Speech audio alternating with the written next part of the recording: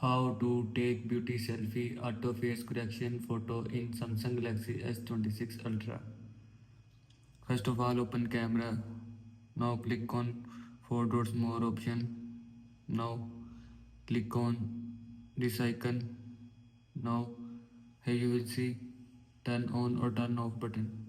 And if you want to take a beauty selfie auto face correction, then turn on this button.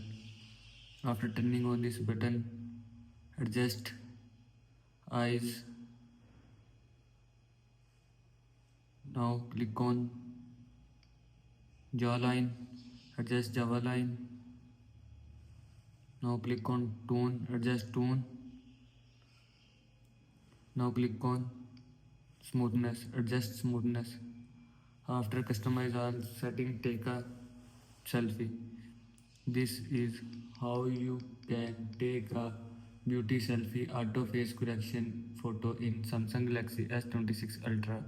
I hope you like this video and thanks for watching this video.